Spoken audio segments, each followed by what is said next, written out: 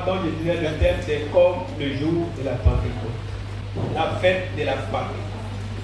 Vous comptez 7 semaines depuis la moisson et le lendemain du sabbat, le 7e jour, la dernière semaine, le lendemain, vous apportez la nouvelle récolte. Comme les vacants aujourd'hui fêtent la fête des vignobles, les premières récoltes qu'on apporte à l'Éternel. Mais depuis la Pâque, on compte 7 semaines. Et le lendemain de la 7e semaine, 7 fois 7 fait 49. C'est ça? Et le lendemain, ça dit si on ajoute un jour, ça fait 50. Alors vous fêtez maintenant la nouvelle récolte. Aujourd'hui, fait 50 jours. Si vous comptez bien les jours, depuis qu'on a fêté la Pâque, il a dit à ses disciples d'attendre dans la chambre haute et il va envoyer ce qu'il a promis, c'est-à-dire le Saint-Esprit. Donc ça veut dire que quand il est ressuscité, il n'est pas directement monté. Il est resté à Jérusalem pendant 40 jours, en train de leur parler des royaumes.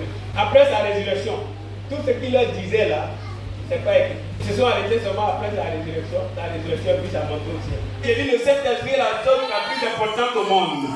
Le Saint-Esprit, sans le Saint-Esprit, on ne peut pas faire d'église. Sans le Saint-Esprit, on ne peut pas prêcher. Sans le Saint-Esprit, on ne peut pas prophétiser. Sans le Saint-Esprit, on ne peut pas guérir les malades. Sans le Saint-Esprit, on ne peut pas évangéliser. Sans le Saint-Esprit, tu ne peux pas t'asseoir ici et écouter la parole de Dieu. C'est le Saint-Esprit qui t'a convaincu et qui est venu dans la présence de Dieu. Laisse le Saint-Esprit te convaincre tous les jours. Laisse le Saint-Esprit te diriger tous les jours. Demande au Saint-Esprit qu'est-ce que tu dois faire. Notre grand problème, c'est qu'on laisse le Saint-Esprit de côté et on fait ce qu'on veut.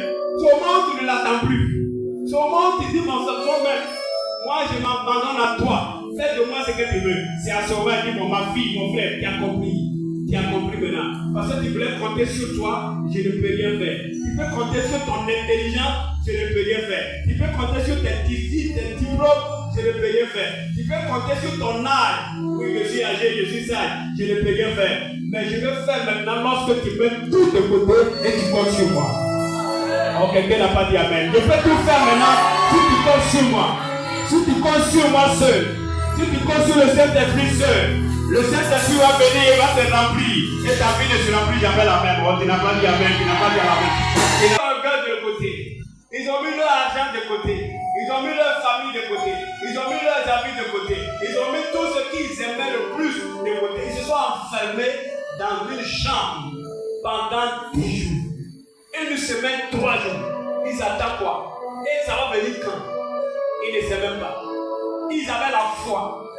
Ils ont tout abandonné et ils avaient la foi que Dieu qui sert là ne mange jamais. Et comme il a dit que ça va venir, ça va venir. Même si on ne connaît pas le jour que ça va venir, mais ça va venir quand même. On dit amen, très fort, même si on ne connaît pas le jour où je vais avoir le travail, où je vais me marier, je dis que ça va venir. Même si tu ne connais pas le jour de ta visitation, le Seigneur te visitera sûrement. Donc, laissez-moi vous dire.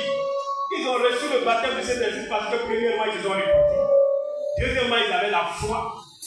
Troisièmement, ils ne sont pas pressés pour quitter la présence de Dieu. Ils attendent parce que c'est Dieu qui leur a dit d'être dans sa présence. Et ils attendent, et ils sont en prière. Ils ne se soucient de rien. Pourquoi? Parce que Dieu est avec eux. Et la Bible dit que le jour où les Juifs sont quittés un peu partout pour fêter leur Pentecôte, c'est ce jour-là le Saint-Esprit est descendu. Dieu va surprendre quelqu'un. Je dis que Dieu va surprendre quelqu'un. Le travail que tu fais là, Dieu va te surprendre là. Si tu peux attendre seulement un peu, et le Saint-Esprit va venir sur toi, et tu vas être dans l'obéissance, et tu vas te mettre de nouveau. Tu vas vivre dans la sanctification. Et tu vas attendre le temps de Dieu. Et tu vas dire, Seigneur, je suis fatigué. Fais ce que tu veux de moi. Et le Seigneur va faire ce que tu veux. Ce qu'il veut de toi. Et ta vie va changer. Ta vie va être transformée. L'église que vous voyez là, on va faire 2 cuites, on va faire 3 cuites. La route que vous voyez là, c'est la bourronnée, c'est la poussée. Vous ne la verrez plus jamais. Les égyptiens que vous voyez là, vous ne les... Oh, dis amen.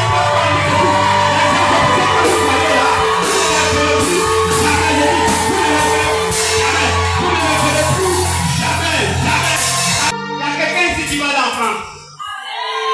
Quand il va revenir de la France, il va payer sa maison. Et ses parents qui se moquent de lui là, il va les loger dans sa maison. Il y a une fille ici, elle va aller en Europe. Elle va gagner, elle va payer des maisons. Elle va sauver toute sa famille. Et son mari va faire une grande sortie, une grande offrande dans cette église. Oh, tu n'as pas dit amen. Il dit, son mari va faire une grande offrande dans cette église. Il y a des moments ici. Laissez-moi vous dire, là où vous n'êtes pas allé, dans votre jeunesse, dans votre vieillesse, là, vos enfants vont vous amener là-bas. Vont vous amener là-bas. Mais me dit l'Esprit de Dieu, après cette Pentecôte, la prophétie va s'accomplir. La prophétie va s'accomplir.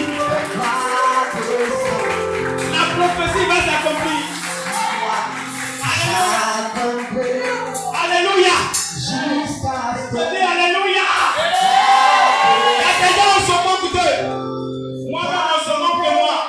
Mais un temps viendra où ceux qui se moquent de moi, ceux qui vont courir vers moi. Ou ceux qui disent que Dieu ne m'utilise pas. Ceux qui vont venir courir vers moi, ils seront mes protocoles. On dit amen très fort si tu me suis. Dis amen très fort si tu me suis. Les apôtres qui se cachaient, qui fuyaient, qui avaient peur de mourir, quand ils ont reçu le Saint-Esprit, ils sont devenus populaires. Tu deviendras populaire au nom de Jésus-Christ. Ce n'est pas le maraboutage, ce n'est pas fétiche, mais le Saint-Esprit sera et on te reconnaîtra plus.